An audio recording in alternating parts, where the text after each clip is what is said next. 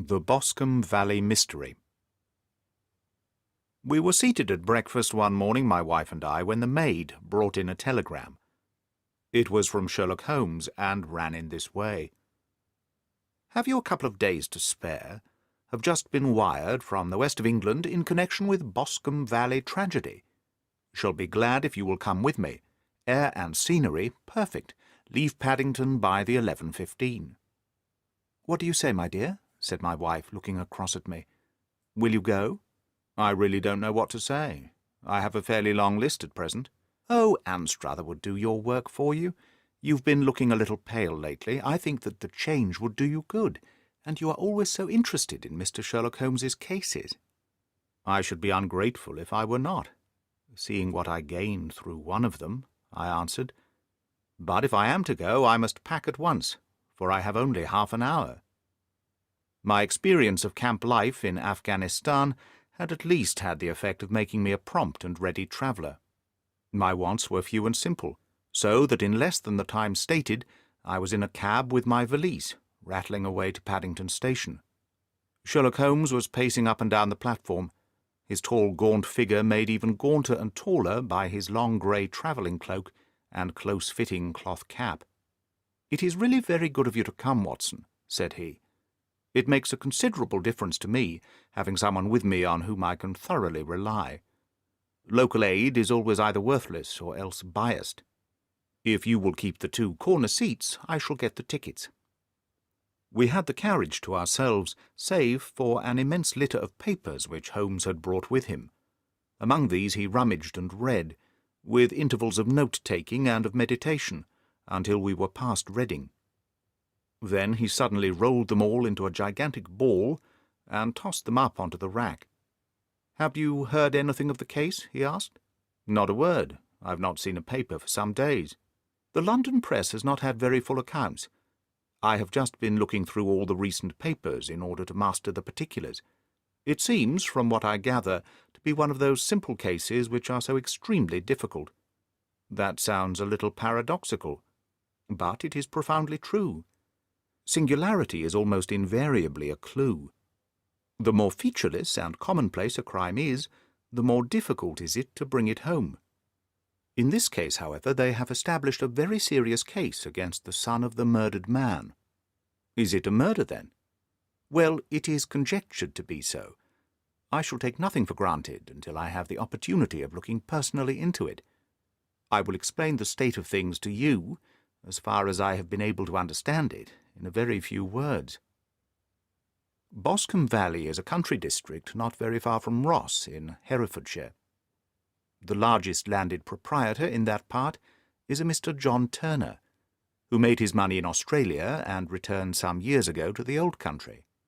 One of the farms which he held, that of Hatherley, was let to Mr. Charles McCarthy, who was also an ex-Australian. The men had known each other in the colonies, so that it was not unnatural that when they came to settle down, they should do so as near each other as possible. Turner was apparently the richer man, so McCarthy became his tenant, but still remained, it seems, upon terms of perfect equality, as they were frequently together. McCarthy had one son, a lad of 18, and Turner had an only daughter of the same age, but neither of them had wives living. They appear to have avoided the society of the neighbouring English families, and to have led retired lives, though both of the McCarthys were fond of sport, and were frequently seen at the race meetings of the neighbourhood. McCarthy kept 2 servants, a man and a girl. Turner had a considerable household, some half-dozen at the least. That is as much as I've been able to gather about the families. Now for the facts. On June 3rd, that is on Monday last, McCarthy left his house at Hatherley about 3 in the afternoon, and walked down to the Boscombe Pool, which is a small lake formed by the spreading out of the stream, which runs down the Boscombe Valley.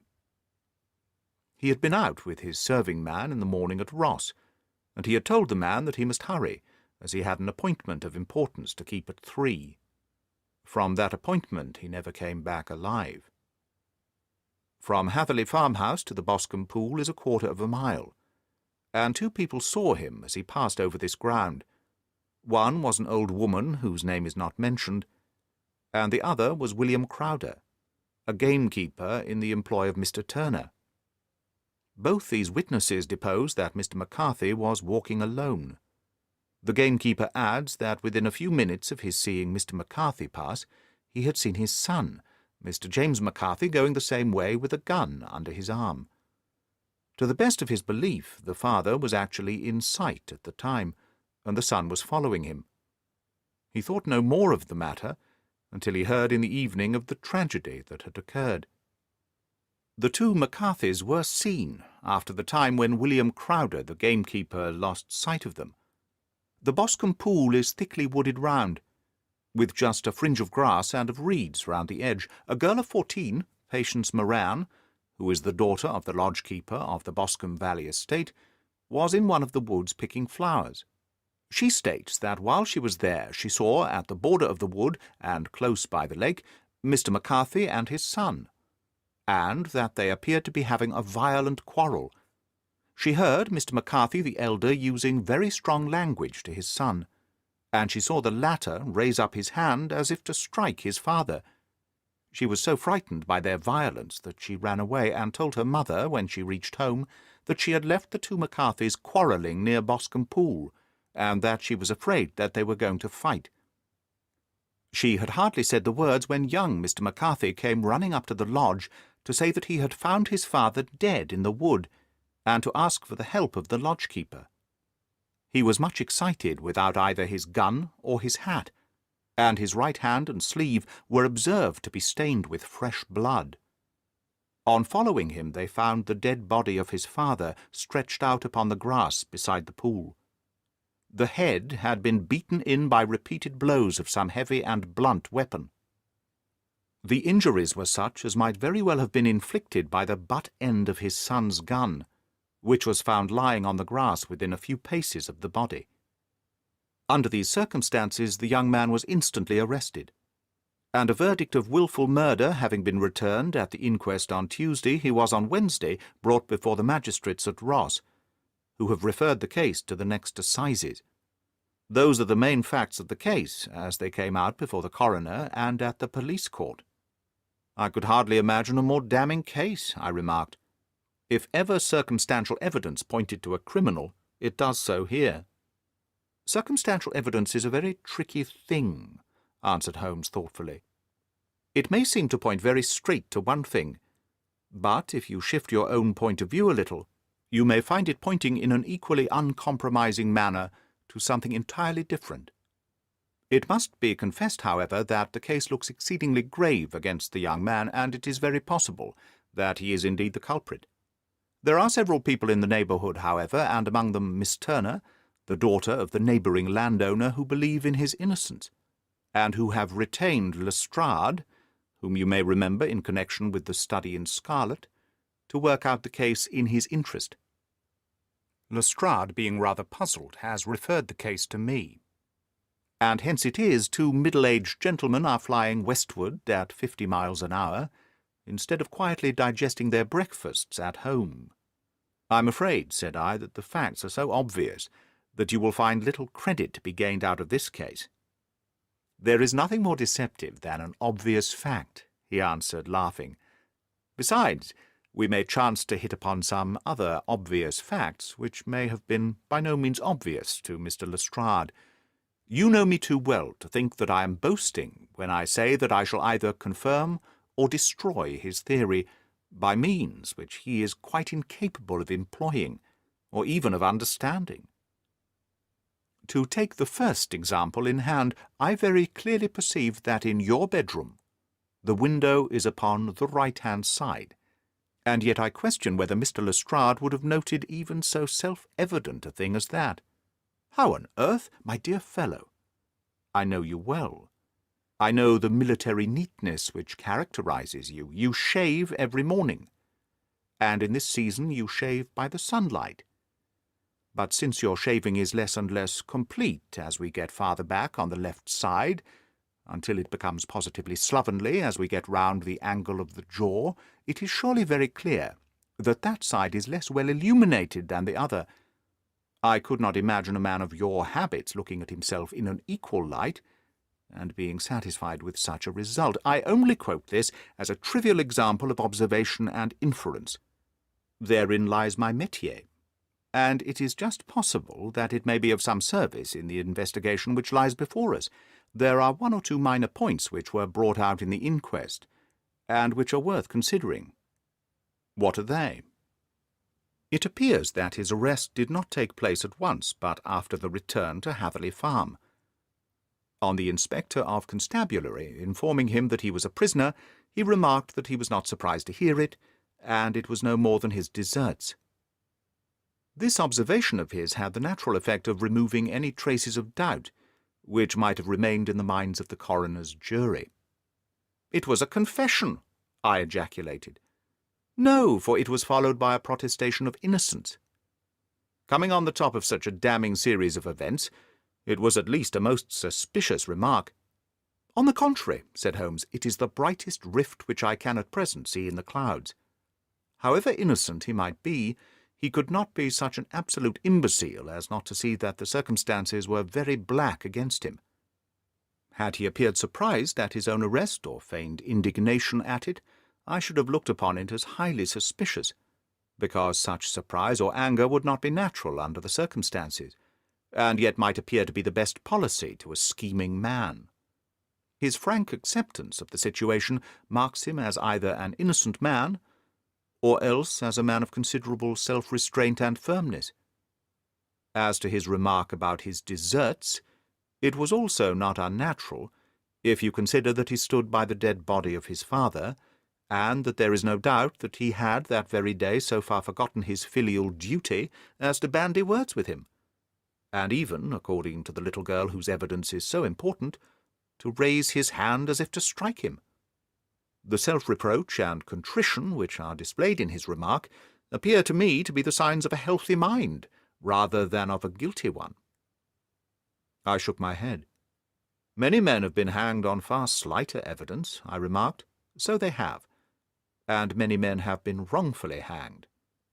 What is the young man's own account of the matter?" "It is, I am afraid, not very encouraging to his supporters, though there are one or two points in it which are suggestive.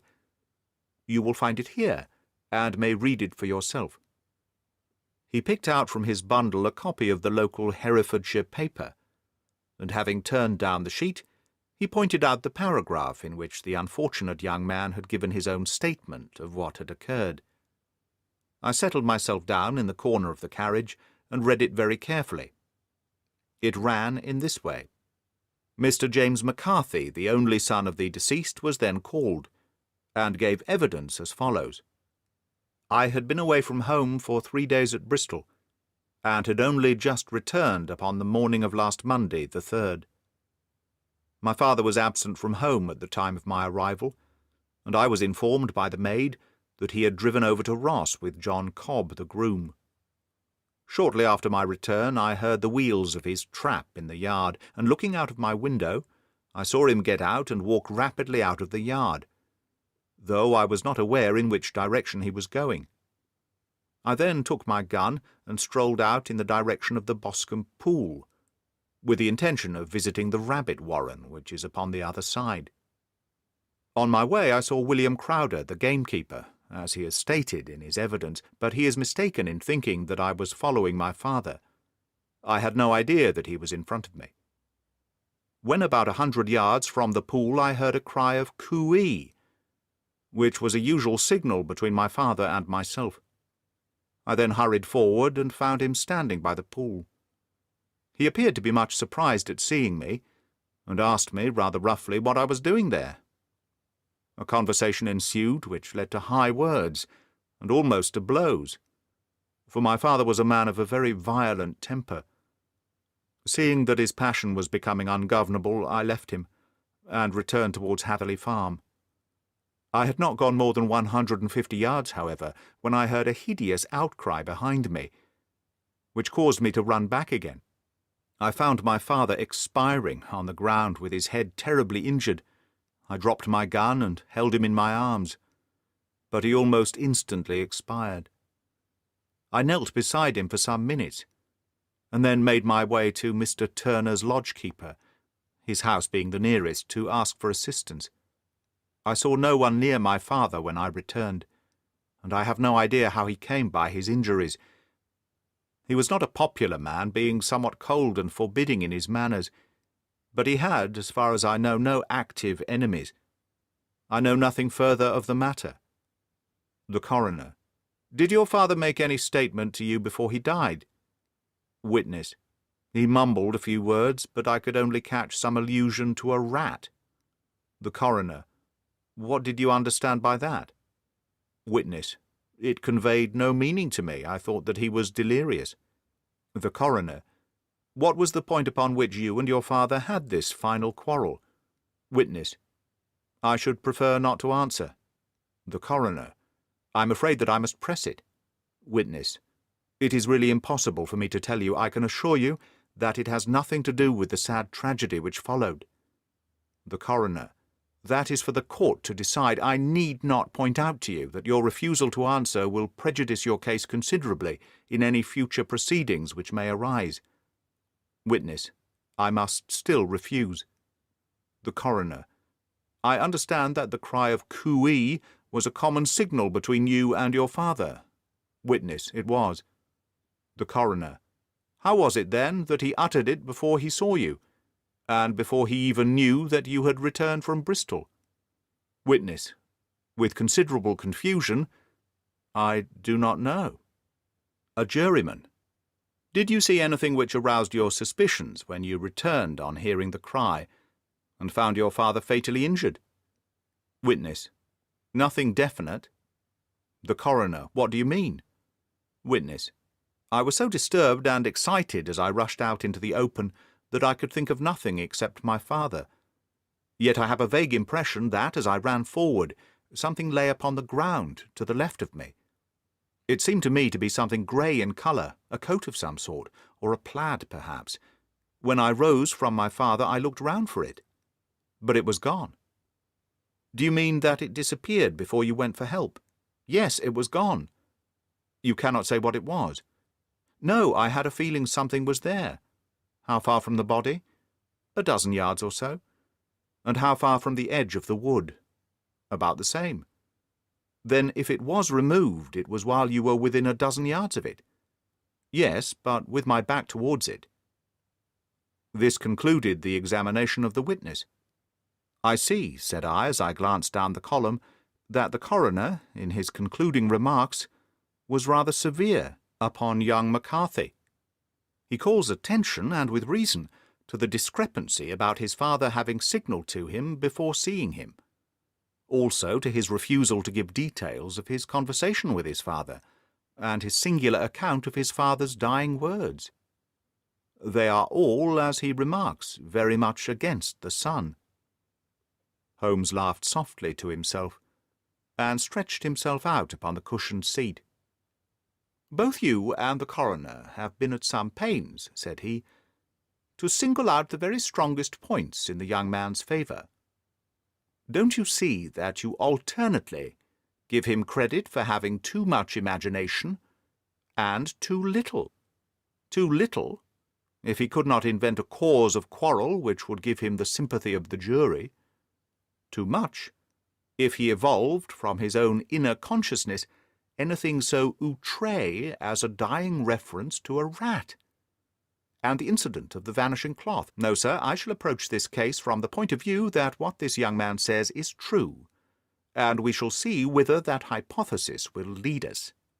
And now, here is my pocket Petrarch, and not another word shall I say of this case until we are on the scene of action. We lunch at Swindon, and I see that we shall be there in 20 minutes. It was nearly 4 o'clock when we at last, after passing through the beautiful Strood Valley and over the broad gleaming Severn, found ourselves at the pretty little country town of Ross. A lean, ferret-like man, furtive and sly-looking, was waiting for us upon the platform. In spite of the light brown dust-coat and leather leggings which he wore in deference to his rustic surroundings, I had no difficulty in recognising Lestrade of Scotland Yard.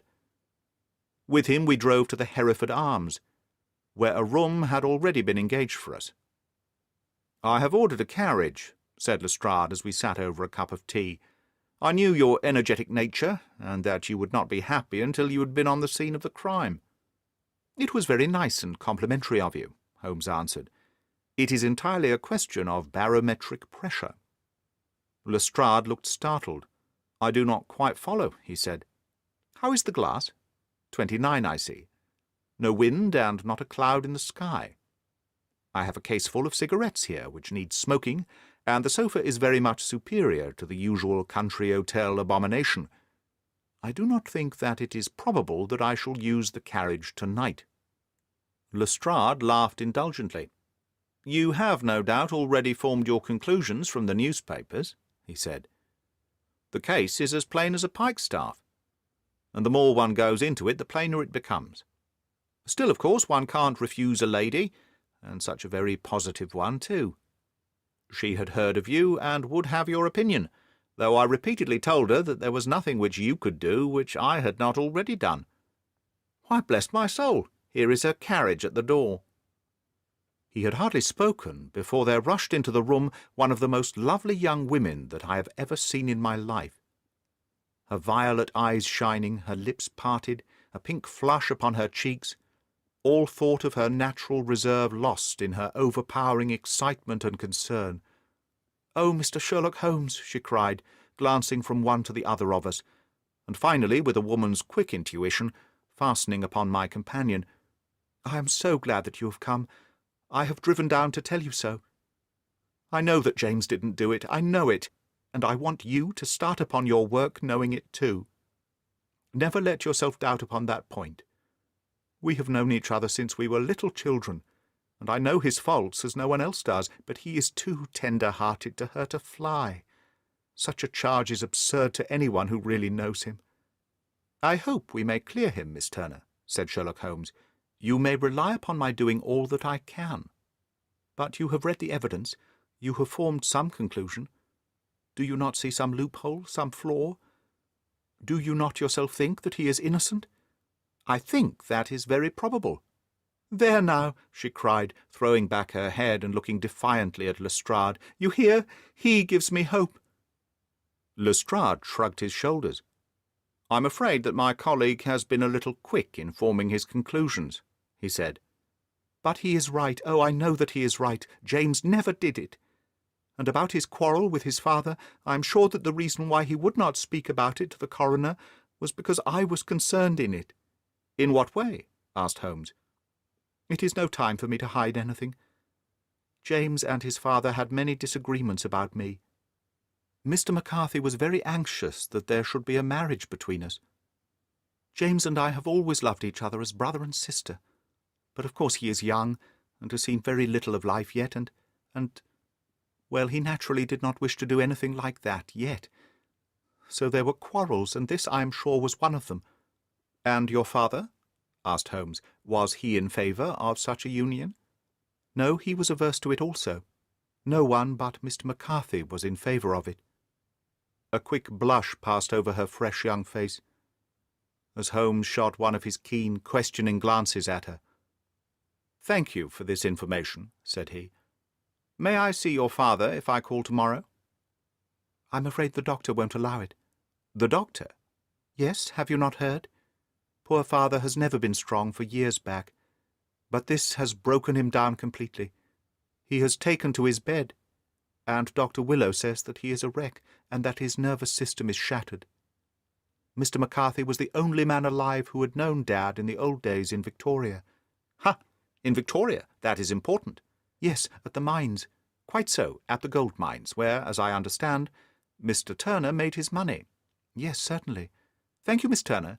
You have been of material assistance to me." "You will tell me if you have any news tomorrow. No doubt you will go to the prison to see James. Oh, if you do, Mr. Holmes, do tell him that I know him to be innocent." "I will, Miss Turner." "I must go home now, for Dad is very ill, and he misses me so if I leave him. Good-bye, and God help you in your undertaking."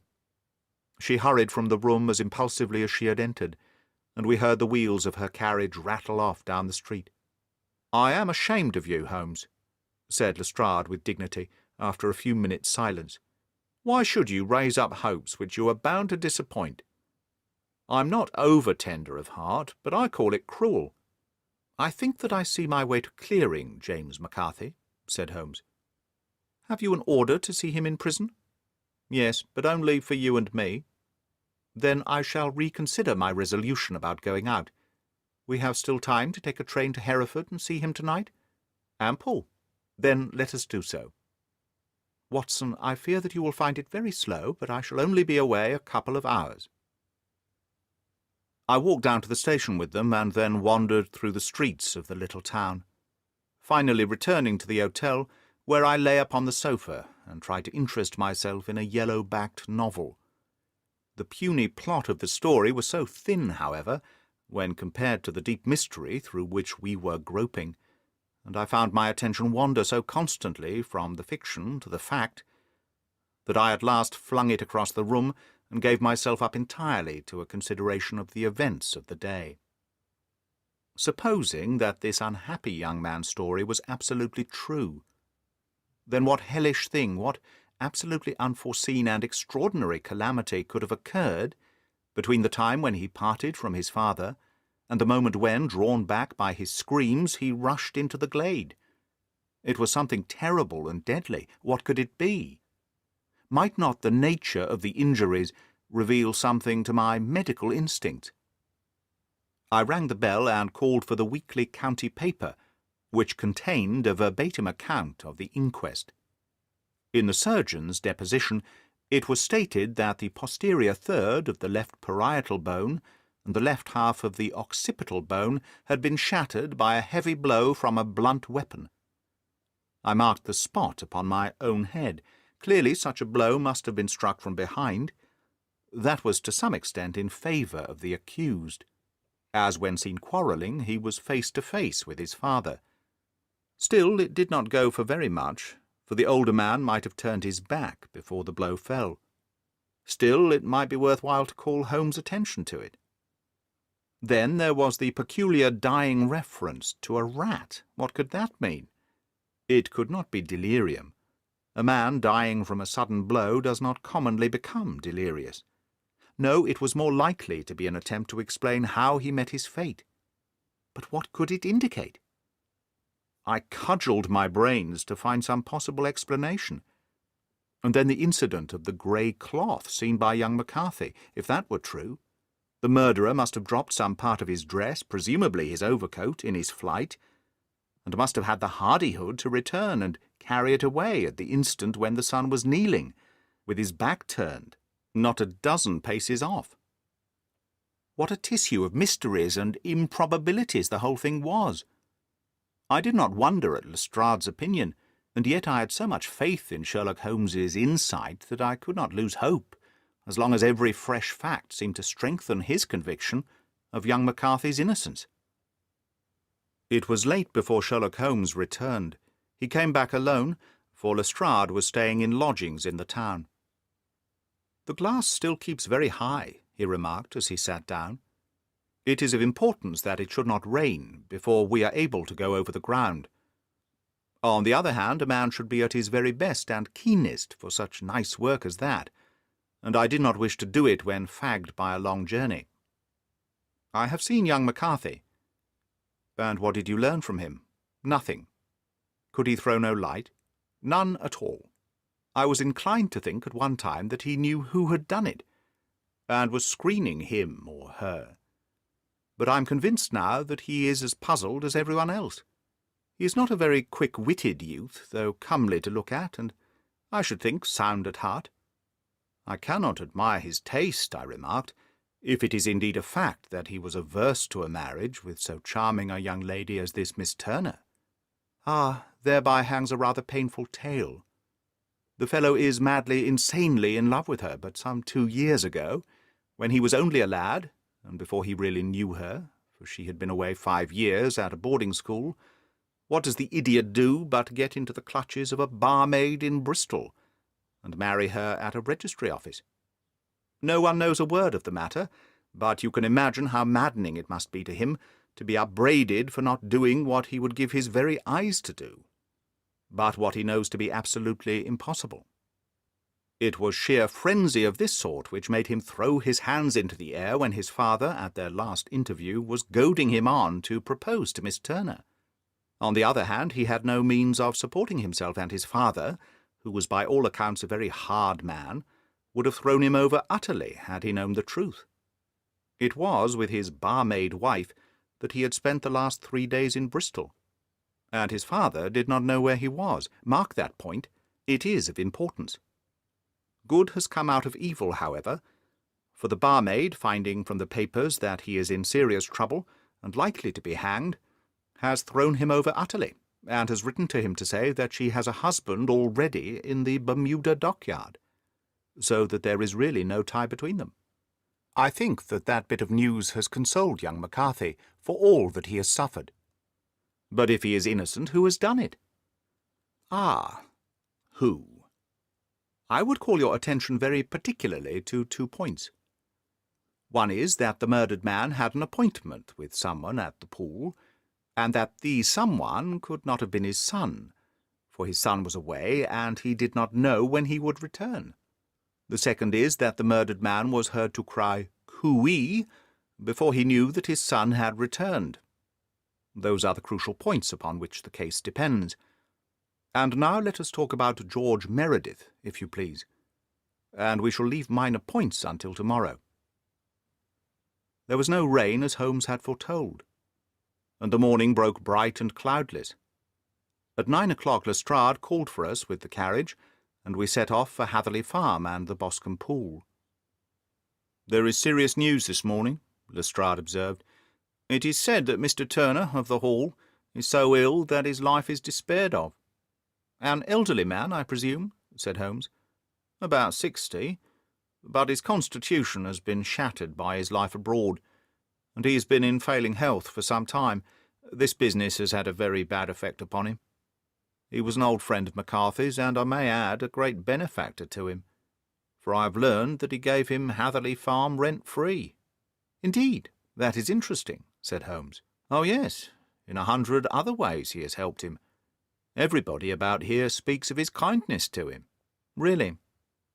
Does it not strike you as a little singular that this McCarthy, who appears to have had little of his own, and to have been under such obligations to Turner, should still talk of marrying his son to Turner's daughter, who is presumably heiress to the estate, and that in such a very cocksure manner, as if it was merely a case of a proposal, and all else would follow? It is the more strange, since we know that Turner himself was averse to the idea. The daughter told us as much. Do you not deduce something from that?" "We have got to the deductions and the inferences," said Lestrade, winking at me. "I find it hard enough to tackle facts, Holmes, without flying away after theories and fancies." "You are right," said Holmes demurely. "You do find it very hard to tackle the facts. Anyhow, I have grasped one fact which you seem to find it difficult to get hold of," replied Lestrade with some warmth, "and that is, that McCarthy Senior met his death from McCarthy Junior, and that all theories to the contrary are the merest moonshine." "Well, moonshine is a brighter thing than fog," said Holmes, laughing. "But I'm very much mistaken if this is not Hatherley Farm upon the left." "Yes, that is it." It was a widespread, comfortable-looking building, 2-storied, slate-roofed, with great yellow blotches of lichen upon the grey walls. The drawn blinds and the smokeless chimneys, however, gave it a stricken look, as though the weight of this horror still lay heavy upon it. We called at the door, when the maid, at Holmes' request, showed us the boots which her master wore at the time of his death, and also a pair of the son's, though not the pair which he had then had. Having measured these very carefully from 7 or 8 different points, Holmes desired to be led to the courtyard, from which we all followed the winding track which led to Boscombe Pool. Sherlock Holmes was transformed when he was hot upon such a scent as this. Men who had only known the quiet thinker and logician of Baker Street would have failed to recognize him. His face flushed and darkened. His brows were drawn into two hard black lines, while his eyes shone out from beneath them with a steely glitter. His face was bent downwards, his shoulders bowed, his lips compressed, and the veins stood out like whipcord in his long sinewy neck. His nostrils seemed to dilate with a purely animal lust for the chase, and his mind was so absolutely concentrated upon the matter before him that a question or remark fell unheeded upon his ears, or at the most only provoked a quick, impatient snarl in reply. Swiftly and silently he made his way along the track which ran through the meadows, and so by way of the woods to the Boscombe pool. It was damp, marshy ground, as is all that district, and there were marks of many feet, both upon the path and amid the short grass which bounded it on either side. Sometimes Holmes would hurry on, sometimes stop dead, and once he made quite a little detour into the meadow.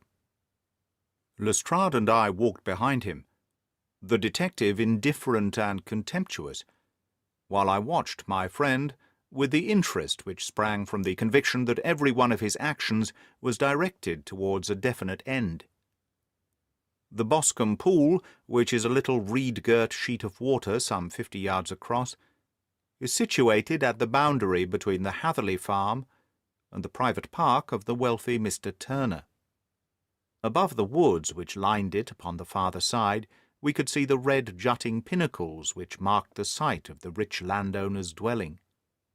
On the Hatherley side of the pool the woods grew very thick, and there was a narrow belt of sodden grass 20 paces across between the edge of the trees and the reeds which lined the lake. Lestrade showed us the exact spot at which the body had been found, and indeed so moist was the ground that I could plainly see the traces which had been left by the fall of the stricken man. To Holmes, as I could see by his eager face and peering eyes, very many other things were to be read upon the trampled grass. He ran round like a dog who is picking up a scent, and then turned upon my companion. "What did you go into the pool for?" he asked. "I fished about with a rake. I thought there might be some weapon or other trace. But how on earth—" "Oh, tut-tut, I have no time. That left foot of yours with its inward twist is all over the place. A mole could trace it, and there it vanishes among the reeds. Oh, how simple it would all have been had I been here before they came like a herd of buffalo and wallowed all over it. Here is where the party with the lodge-keeper came, and they have covered all tracks for 6 or 8 feet round the body. But here are 3 separate tracks of the same feet." He drew out a lens and lay down upon his waterproof to have a better view, talking all the time rather to himself than to us. "These are young McCarthy's feet. Twice he was walking, and once he ran swiftly, so that the soles are deeply marked, and the heels hardly visible. That bears out his story. He ran when he saw his father on the ground. Then here are the father's feet as he paced up and down. What is this, then? It is the butt end of the gun as the son stood listening. And this? Ha-ha! What have we here? Tiptoes, tiptoes. Square, too, quite unusual boots. They come, they go, they come again. Of course, that was for the cloak. Now, where did they come from?" He ran up and down, sometimes losing, sometimes finding the track, until we were well within the edge of the wood, and under the shadow of a great beech, the largest tree in the neighbourhood. Holmes traced his way to the farther side of this, and lay down once more upon his face, with a little cry of satisfaction. For a long time he remained there, turning over the leaves and dry sticks, gathering up what seemed to me to be dust into an envelope, and examining with his lens not only the ground, but even the bark of the tree as far as he could reach. A jagged stone was lying among the moss, and this also he carefully examined and retained. Then he followed a pathway through the wood until he came to the high road, where all traces were lost. "It has been a case of considerable interest," he remarked, returning to his natural manner. "I fancy that this grey house on the right must be the lodge. I think that I will go in and have a word with Moran, and perhaps write a little note." Having done that, we may drive back to our luncheon. You may walk to the cab, and I shall be with you presently." It was about 10 minutes before we regained our cab and drove back into Ross, Holmes still carrying with him the stone which he had picked up in the wood. "This may interest you, Lestrade," he remarked, holding it out. "The murder was done with it." "I see no marks." "There are none." "How do you know, then?" "The grass was growing under it. It had only lain there a few days. There was no sign of a place whence it had been taken. It corresponds with the injuries. There is no sign of any other weapon. And the murderer is a tall man, left-handed, limps with the right leg, wears thick-soled shooting boots and a grey cloak, smokes Indian cigars, uses a cigar-holder, and carries a blunt penknife in his pocket. There are several other indications, but these may be enough to aid us in our search." Lestrade laughed. "I'm afraid that I'm still a sceptic," he said. "Theories are all very well, but we have to deal with a hard-headed British jury." "Nous verrons," answered Holmes calmly. "You work your own method, and I shall work mine. I shall be busy this afternoon, and shall probably return to London by the evening train." "And leave your case unfinished?" "No, finished, but the mystery. It is solved." "Who was the criminal, then?" "The gentleman I describe. But who is he?" "Surely it would not be difficult to find out. This is not such a populous neighbourhood." Lestrade shrugged his shoulders. "I'm a practical man," he said, "and I really cannot undertake to go about the country looking for a left-handed gentleman with a game leg. I should become the laughing-stock of Scotland Yard." "All right," said Holmes quietly. "I have given you the chance. Here are your lodgings. Good-bye. I shall drop you a line before I leave." Having left Lestrade at his rooms, we drove to our hotel, where we found lunch upon the table. Holmes was silent and buried in thought, with a pained expression upon his face, as one who finds himself in a perplexing position. "Look here, Watson," he said, when the cloth was cleared. "Just sit down in this chair and let me preach to you for a little. I don't quite know what to do, and I should value your advice. Light a cigar, and let me expound." "Pray do so." "Well now, in considering this case there are 2 points about young McCarthy's narrative which struck us both instantly, although they impressed me in his favour and you against him. One was the fact that his father should, according to his account, cry cooey before seeing him. The other was his singular dying reference to a rat. He mumbled several words, you understand, but that was all that caught the son's ear. Now from this double point our research must commence, and we will begin it by presuming that what the lad says is absolutely true." "What of this cooey, then?" "Well, obviously it could not have been meant for the son. The son, as far as he knew, was in Bristol. It was mere chance that he was within earshot. The cooey was meant to attract the attention of whoever it was he had the appointment with. But cooey is a distinctly Australian cry, and one which is used between Australians. There is a strong presumption that the person whom McCarthy expected him to meet at Boscombe Pool was someone who had been in Australia." "What of the rat, then?" Sherlock Holmes took a folded paper from his pocket and flattened it out on the table. "This is a map of the colony of Victoria," he said. "I wired to Bristol for it last night." He put his hand over part of the map. "What do you read?" he asked. "A rat," I read. "And now?" He raised his hand.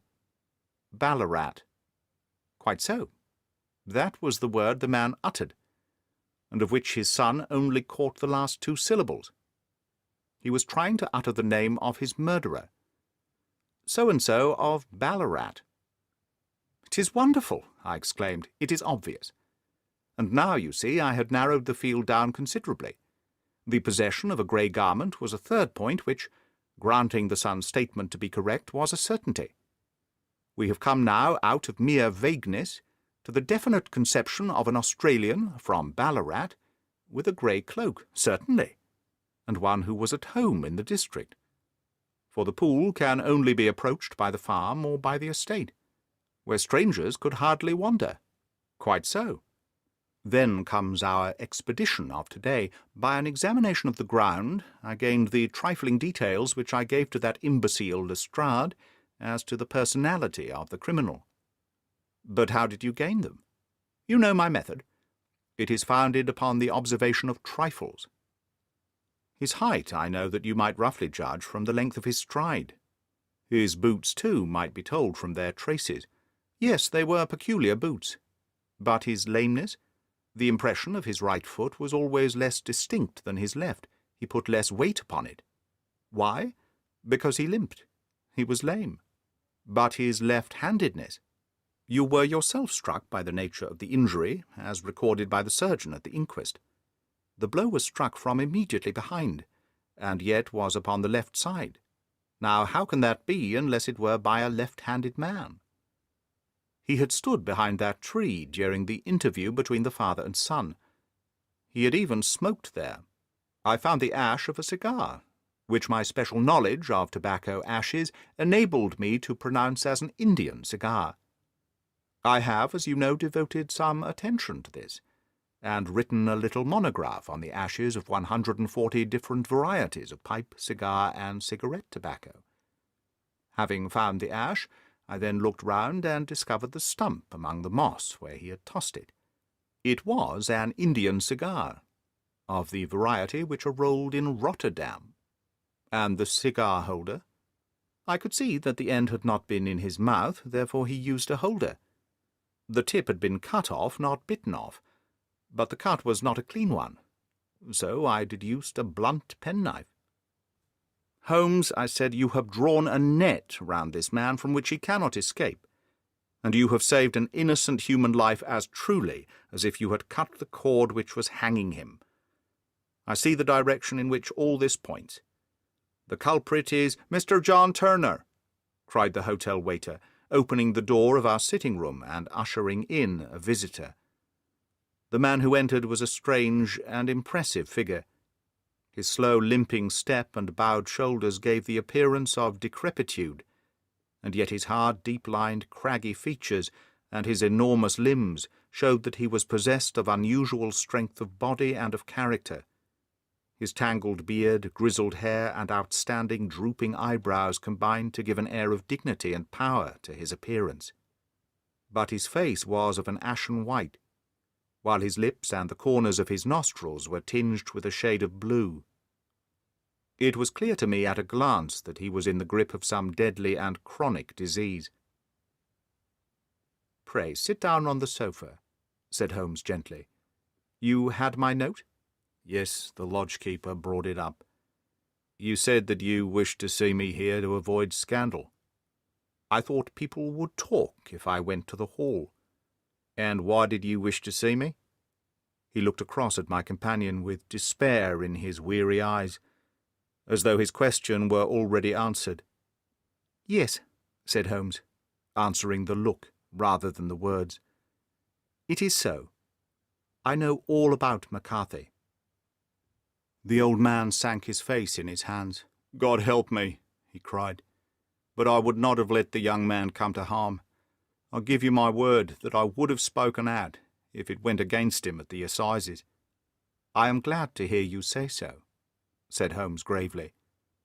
"I would have spoken now, had it not been for my dear girl. It would break her heart. It will break her heart when she hears that I am arrested." "It may not come to that," said Holmes. "What? I am no official agent. I understand that it was your daughter who required my presence here, and I am acting in her interests. Young McCarthy must be got off, however." "I am a dying man," said old Turner. "I've had diabetes for years. My doctor says it is a question whether I shall live a month. Yet I would rather die under my own roof than in a jail." Holmes rose and sat down at the table with his pen in his hand and a bundle of paper before him. "Just tell us the truth," he said. "I shall jot down the facts. You will sign it, and Watson here can witness it. Then I could produce your confession at the last extremity to save young McCarthy."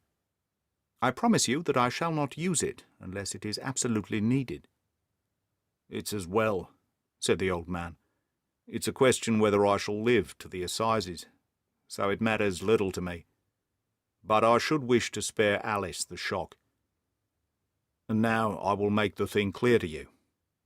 It has been a long time in the acting, but will not take me long to tell. You didn't know this dead man, McCarthy. He was a devil incarnate, I tell you that. God keep you out of the clutches of such a man as he. His grip has been upon me these 20 years, and he has blasted my life. I'll tell you how I first came to be in his power. It was in the early 60s at the diggings. I was a young chap then, hot-blooded and reckless, ready to turn my hand to anything. I got among bad companions, took to drink, had no luck with my claim, took to the bush, and in a word became what you would call over here a highway robber. There were 6 of us, and we had a wild, free life of it, sticking up a station from time to time or stopping the wagons on the road to the diggings. Black Jack of Ballarat was the name I went under, and our party is still remembered in the colony as the Ballarat Gang. One day, a gold convoy came down from Ballarat to Melbourne, and we lay in wait for it and attacked it. There were 6 troopers and 6 of us, so it was a close thing, but we emptied 4 of their saddles at the first volley. 3 of our boys were killed, however, before we got the swag. I put my pistol to the head of the wagon driver. It was this very man, McCarthy. I wished to the Lord that I had shot him then, but I spared him, though I saw his wicked little eyes fixed on my face, as though to remember every feature. We got away with the gold, became wealthy men, and made our way over to England without being suspected. There I parted from my old pals and determined to settle down to a quiet and respectable life. I bought this estate, which chanced to be in the market, and I set myself to do a little good with my money, to make up for the way in which I had earned it. I married too, and though my wife died young, she left me my dear little Alice. Even when she was just a babby, her wee hand seemed to lead me down the right path, as nothing else had ever done. In a word, I turned over a new leaf, and did my best to make up for the past. All was going well, when McCarthy laid his grip on me.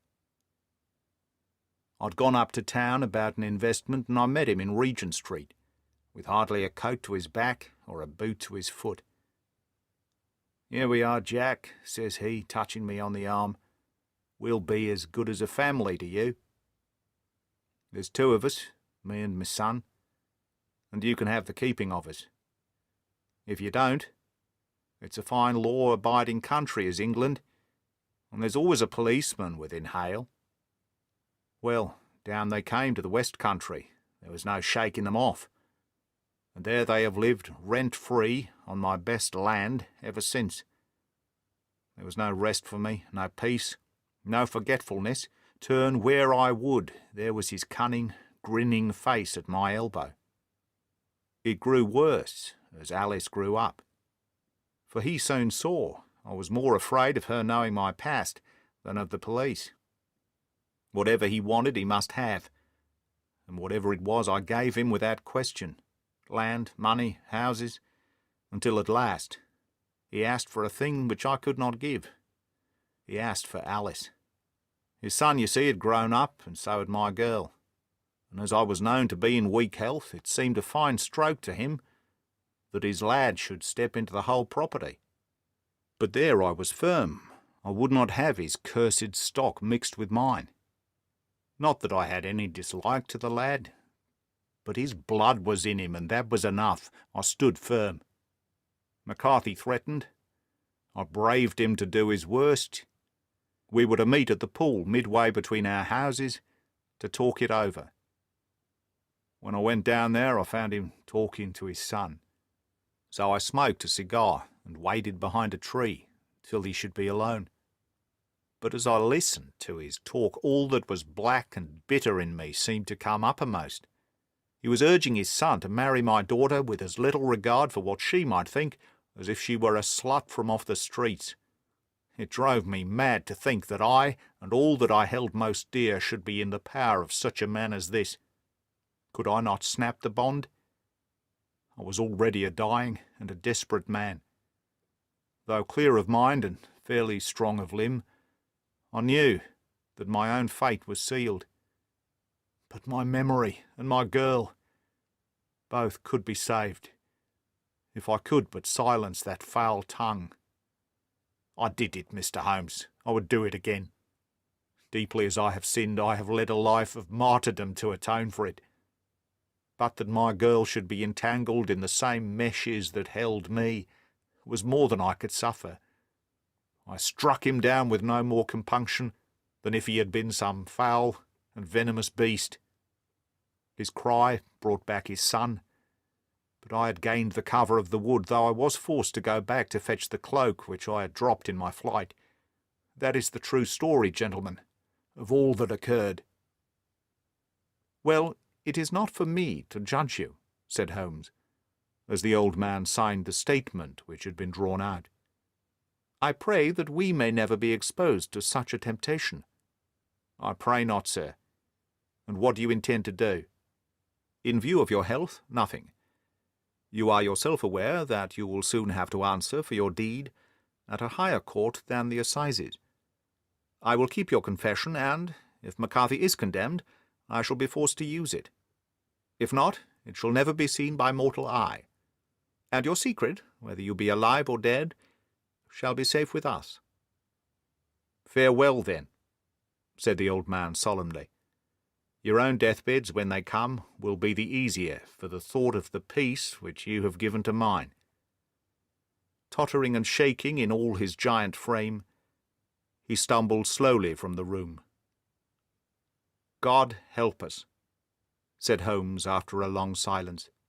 Why does fate play such tricks with poor helpless worms? I never hear of such a case as this that I do not think of Baxter's words and say, there, but for the grace of God, goes Sherlock Holmes.